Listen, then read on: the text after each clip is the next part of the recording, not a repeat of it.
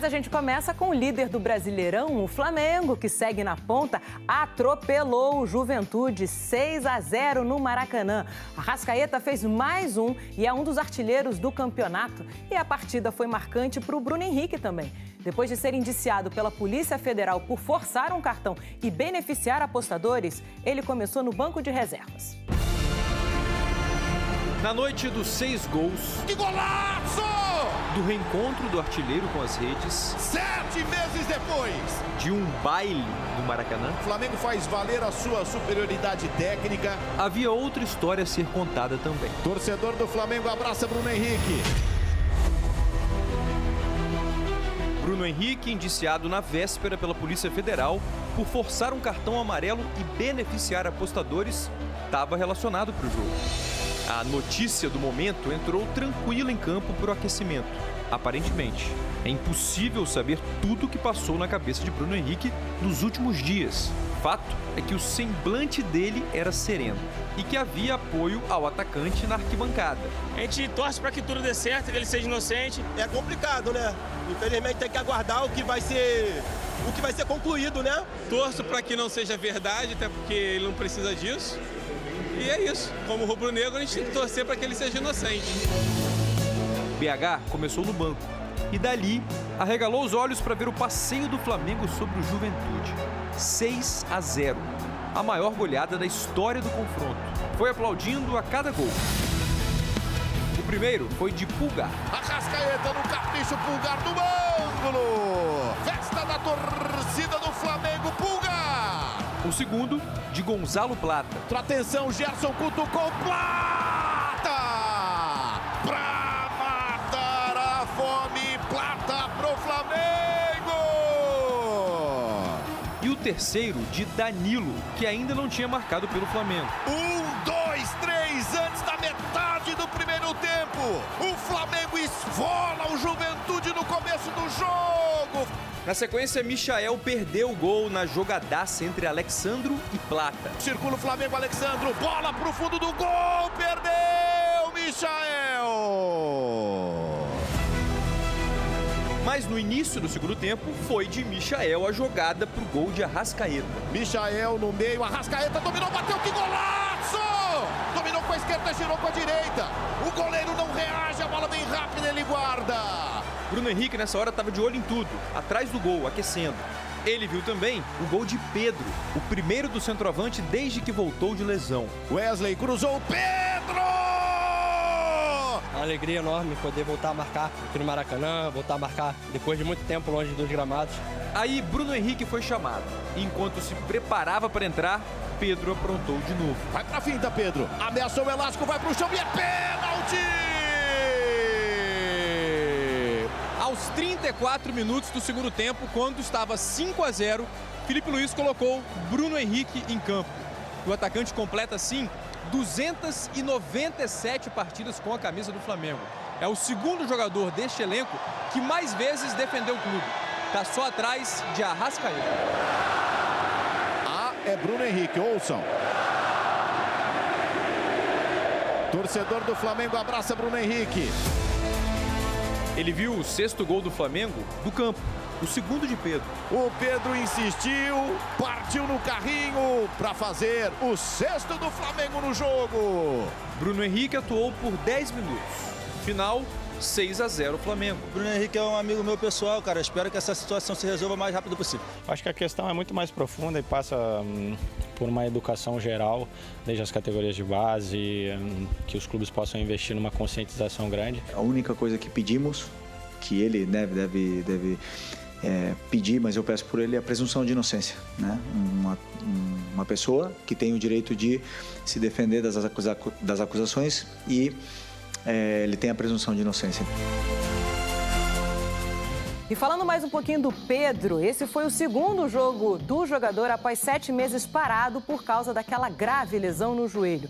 O último gol dele tinha sido em setembro contra o Corinthians, também pelo Brasileirão.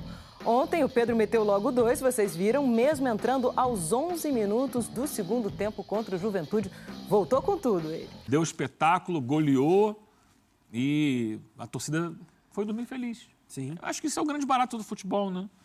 Amanhã a gente não sabe. Muitos torcedores na rede social lembrando uma goleada sobre o Goiás, que teve em 2019. Que seguiu atacando, né? Mesmo com acho que aquela goleada foi a grande virada, assim, no momento do Jorge Jesus, que dali o time engrenou e saiu para ganhar tudo. Alguns lembraram também da goleada sobre o Vasco. Eu jogava no Goiás, não jogava? Jogava, foi 19, a revelação de 2019, pelo Goiás, é verdade. Ano passado teve a goleada sobre o Vasco, 6-1, era o time do Tite, inclusive. Acho que foi a melhor atuação do Flamengo. Vasco do Boina, né? Do Boina. A melhor atuação do Flamengo do Tite foi aquele 6-1, depois parou porque teve Copa América e tal, e perdeu os jogadores e não reconquistou mais aquela pegada. Mas é isso, é um futebol de encher os olhos. Quem gosta de futebol, a gente vê muito jogo de futebol, né, Bel? A gente vê muito jogo às vezes ruim. Muito jogo ruim. E você vê uma atuação como a do Flamengo ontem, te deixa feliz, porque é o futebol bem jogado, futebol ofensivo, bonito, ousado. Então, parabéns ao Felipe Luiz, porque passa muito por ele, saber organizar o time. Você vê que o time está todo encaixadinho, tem alternativas, tem as variações. Ontem o Danilo jogou de zagueiro, não jogou o Léo Ortiz, né, que é um jogador que a bola passa muito pelo Léo Ortiz. E foi legal de ver, muito legal. Lembrando que sábado tem Vasco e Flamengo pelo Campeonato Brasileiro. O Flamengo em alta depois dessa goleada e o Vasco preocupado com os últimos resultados e pressionado o técnico Fábio Carille. Voltando ao Flamengo, se o Pedro, voltando aos poucos, entrando durante o jogo, fez o que fez... contra o Juventude. Não interessa. O Juventude está aí disputando o Campeonato Brasileiro e dando trabalho para alguns times, né? O Flamengo fez o que tinha que fazer. A tendência é melhorar ainda mais? O Pedro se reintegrando, mesmo que devagar, como disse o professor. O cruzamento do Wesley, impressionante. Sem dúvida. Até porque quando a seleção brasileira vinha jogando com 9, era para ser ele, o camisa 9 da seleção brasileira. Então a gente está falando desse nível de jogador e que faz diferença. E que, inclusive, acho que teve... não é a justificativa, mas assim, a queda muito do Flamengo do Tite passa muito pela ausência do Pedro. Sim. Não estou falando que o Tite não deveria ter encontrado outras soluções. E aí é outra história. Mas você mostra o quanto que ele é importante nessa equipe. Acho que o Flamengo conseguiu encontrar com o Felipe Luiz outras formas de jogar sem esse centroavante. Mas ele ainda é o principal camisa 9 do país. E logo na volta já demonstrou isso. E assim, a atuação, eu concordo com o que o Eugênio falou em relação à coletividade, a intensidade do jogo, a manter a postura depois do gol. O Felipe Luiz lembrou da eficácia que se cobrava e o Flamengo faz 3-0 nas primeiras finalizações, então um time que foi muito eficiente na hora de definir. Você tem 2 gols de bola parada, que também é um mérito, mas se você olhar os gols com bola rolando, são bonitos, são construções assim com muitos jogadores, com muita movimentação. E eu também não entro nessa de querer minimizar a vitória de ontem falando do Juventude. Primeiro porque o Juventude já tem feito um bom trabalho no passado, causando muita dificuldade para outros clubes, em Copa do Brasil, no Brasileiro. Teve algumas boas atuações. E outra, ainda que não fosse um time que não se destacasse, fosse um time para ser lanterna, por exemplo, do Campeonato Brasileiro, e eu acho que não é o caso, mas mesmo que fosse, ele joga com todo mundo. E a gente não vê um 6-0 desse acontecer com a frequência que possa imaginar quando você fala de um time mais inferior. E não acho que é o caso do Juventude, só para repetir. O Central Córdoba, por exemplo, exato. Que é um time muito pior que o do Juventude. Muito pior. E aí o Flamengo vai lá O Flamengo não conseguiu render. E o Flamengo vai lá e faz o que fez. Então acho que aliás, uma que atuação resposta muito do Flamengo, né, após esse tropeço contra o Central Córdoba. Uma partidaça fora de casa contra o Grêmio. A gente pode citar aqui todas as mazelas do Grêmio, falaremos aí da queda do Quinteiros, mas foi uma baita resposta. E agora contra o Juventude, sacanagem, né? Você vê o Pedro voltando. O que o Gerson tá jogando bola, cara. Ontem era só letra, passe de qualquer... E assim, não era firulinha, né? Não esqueça, o Adílio dos tempos modernos. O Adílio Continue. dos tempos modernos.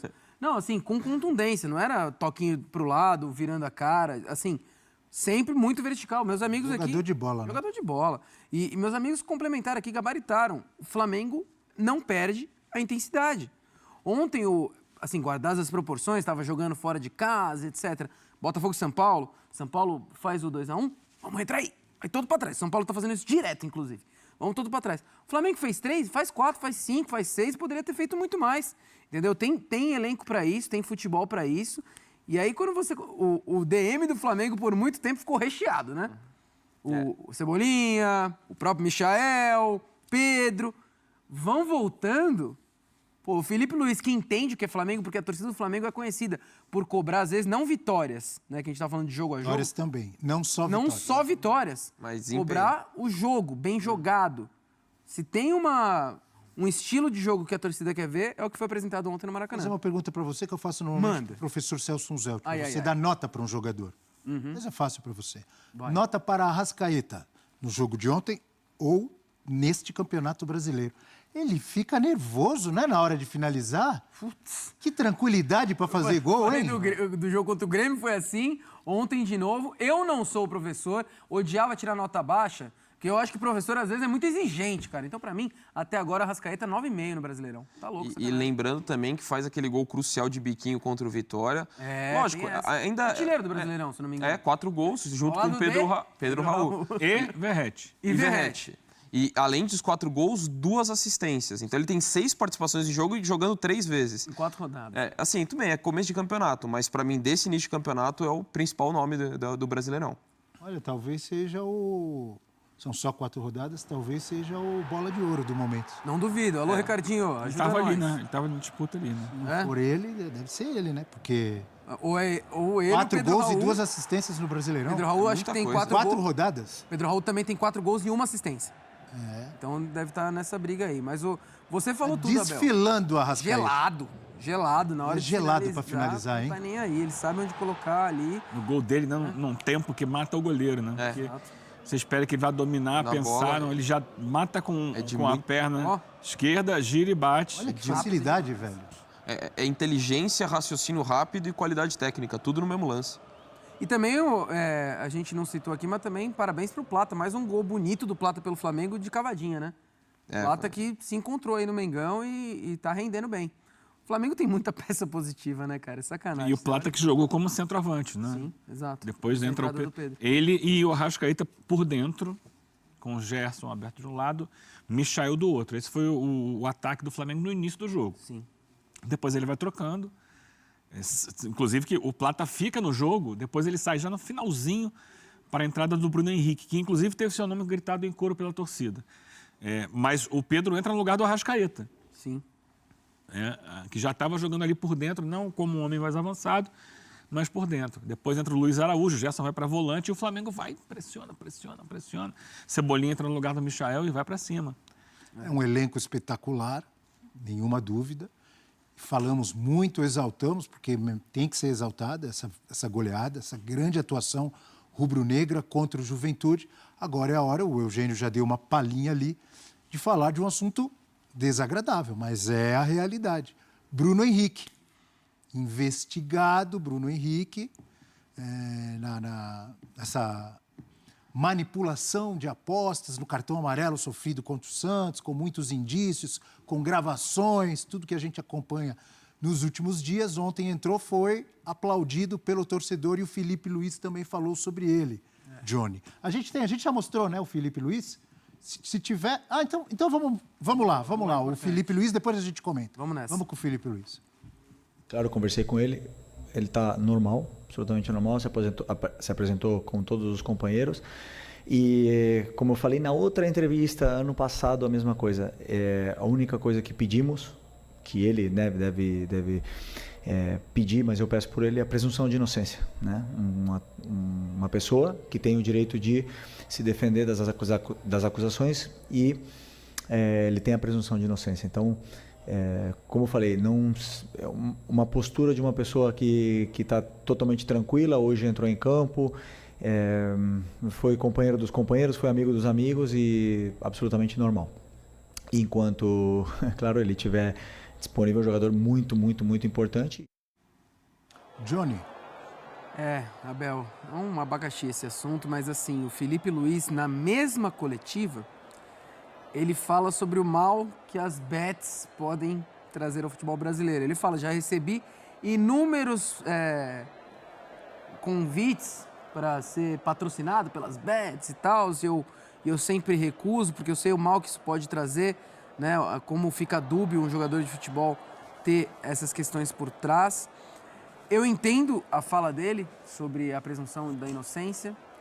Eu não sou o juiz do caso, mas as provas são muito contundentes contra o Bruno Henrique, infelizmente, né? Quando você tem uma conversa de WhatsApp, né, de uma troca ali de um parente pedindo para você tomar um cartão e você toma o cartão de uma forma besta, como foi o Bruno Henrique contra o Santos, cria-se, todo mundo pode pensar o que quiser em cima do assunto. É óbvio, Abel, que a torcida do Flamengo vai tentar acolher o Bruno, porque é um ídolo da torcida. É um ídolo geracional, ele é um dos maiores ídolos desse Flamengo. Para mim é Gabigol, Bruno Henrique e Arrasca. E para mim isso aí me deixa mais pé da vida ainda, entendeu? Porque é um cara que tem a carreira consolidada demais, ídolo, não é um jogador... E óbvio, nada justifica. Mas tem jogador de Série D que não recebe por meses, salário atrasado, etc. Precisa botar o leite das crianças em casa, etc. Mas um jogador que está num dos maiores clubes do Brasil, etc., passar por isso é realmente algo muito desagradável. Acho que a gente tem que aguardar para ver como isso judicialmente vai andar, mas, assim, o Bruno Henrique, né, precisa... Eu acho muito correto também a opção do Felipe de colocá-lo no banco. Achei até que ele poderia ter sido afastado, não foi o que o Mas ele Flamengo fica no fez, banco poupado né? para o jogo com o Vasco. Exato, talvez, pode ser. É uma programação da comissão técnica. Em nenhum momento foi citado a questão de afastamento, momento etc, né? Mas é algo que vai ter Não que ser acontecendo pensado qualquer futuramente. suspensão até sábado, ele deve ser titular contra o Vasco. Exato. E daí ele vai ter essa sombra, enquanto estiver atuando, não for afastado e não for julgado, essa sombra vai estar com ele, né? E até aproveitando esse assunto, elogiar muito o Felipe Luiz, cara. Que além de brilhante técnico, quando fala de futebol na coletiva, e ontem teve assuntos em relação aí ao Bruno Henrique, em relação à questão dos preços dos ingressos, e até logo depois alguém do Flamengo falou, vamos falar do ser questionado pro jogo, e as perguntas eram muito pertinentes, porque o assunto do Bruno Henrique foi assunto do dia ontem. Você tem a questão dos ingressos, que de fato foi um protesto da torcida, e o Felipe Luiz não se escondeu de nenhuma pergunta, então além de falar de futebol, é muito autêntico nas suas opiniões, até quando a questão vai extracampo. E assim, eu acho que ele, no cargo dele como técnico, eu acho que ele agiu como... de forma sensata. Sim. Você tem a presunção de inocência, de fato. Acho que aí é uma questão de utilizar o jogador ou não. É algo conversado, porque o jogador pode estar muito afetado por isso e não ter cabeça para jogar e focar na sua defesa. Ou ele pode justamente, isso o seu momento vou jogar enquanto isso não se resolve. Enquanto é tempo, né? Enquanto é tempo, ou também isso de me distrair em relação a isso. Então, porque é o que o João falou, não dá para a gente ter o papel de juiz aqui, determinar isso aqui vai ser alinhado. Enquanto isso, eu acho que é conversado, cada um reage de uma forma diferente em relação a isso, e acho que a postura do Felipe Luiz é bem sensata, como praticamente tudo que ele fala. E ontem, inclusive, eu falei aqui, eu opinei, que eu o deixaria de fora, o afastaria por um tempo, até para preservá-lo. Isso é muito pessoal, mas, né? Isso é muito... a partir do momento que ele diz, não, estou tranquilo, apesar de tudo, quero jogar, estou com a cabeça boa, eu mudaria de ideia. Falar, então tá bom, você quer jogar? Sabendo que, por exemplo, ontem ele estava no Maracanã, com a sua torcida, tarará. Quando o Flamengo jogar fora, conhecendo como são as pessoas, vai ter provocação, vai ter... Vasco, Abel. Vai ter adversário falando disso, xingando, bababá, né? Ele tem que estar preparado para isso. As pessoas gostam de atacar o ponto fraco, ou seja, o que for dos outros, né? O mando é do Vasco. Nesse clássico no Maracanã, o Eugênio traz pra gente que o Bruno pode ter sido até poupado, né? Por opção técnica do Felipe, da comissão técnica. O que ele vai ouvir no Maracanã é sacanagem. Se ele jogar, sem dúvida. Mas se ele tá com a cabeça boa, espero que esteja, né? Até para entrar em campo e desempenhar. Mas vai ter que ter ali né? Sangue frio, talvez. Sangue frio total. É isso aí, nação rubro-negra. Que grande goleada foi essa do Mengão pra cima da equipe do Juventude. Juventude não viu a cor da bola, o Flamengo fez uma partidaça. É isso que a gente se esperava, foi contra o Juventude. O Flamengo mostrou a sua superioridade. E é assim que tem que ser. Fez o primeiro, fez o segundo, fez o terceiro. Felipe Luiz tirou o Eric Pulgar, colocou o Luiz Felipe tirou o Eric Pulgar e colocou o Luiz Araújo. Foi pra cima, né? O Flamengo só tava jogando com um volante, que era o Alan, né? Colocou o time todo pra frente. É isso que a gente espera. É isso, tá de parabéns todo o plantel, Pedro. Esse cara é abençoado, sensacional, já voltou com tudo, marcando 2 gols. E é assim que tem que ser o Pedro essa temporada. Vai fazer mais de 50 gols, eu tenho certeza disso. É um cara que tá numa grande equipe, né? Uma equipe muito bem treinada pelo Filipe Luís. E eu tenho certeza que o Pedro vai fazer, sim, muitos gols nessa temporada, né? Após a sua grave lesão. Então, assim, vamos torcer para que o jogador venha desempenhar cada vez mais, entrar em ritmo cada vez mais, gradativamente. Sábado já tem um clássico contra a equipe do Vasco, então assim, mais um jogo para o Pedro fazer gols, né, para o Pedro balançar as redes. Isso é muito importante para um cara que está voltando agora de uma grave lesão como ele, né? Então assim, nada mais justo, né? Nada mais espetacular de ver o Pedro marcando 2 gols, né, na sua volta, né? O Pedro entrou naquela partida difícil contra a equipe do Central Córdoba. Não deu tempo, né, de fazer gols, mas nessa agora já fez 2 gols. Então já são 2 jogos e 2 gols. Então assim, é um cara sensacional e vamos torcer para que o nosso artilheiro se entrose, né, o mais rápido possível com a equipe, que ele possa ficar 100% o mais rápido possível, tanto fisicamente e tanto mentalmente, ele que tem um mental muito bom. E agora falando sobre Mercadão da Bola, Roger Guedes está na mira do Flamengo, é isso mesmo. A gente não sabe o que vai acontecer com o Bruno Henrique, vamos torcer para que nada aconteça com ele, mas se acontecer alguma coisa com ele, o Flamengo já está analisando o mercado e tem o nome do Roger Guedes na mira, né? Então, assim, é um jogadoraço, é um cara, um ponta.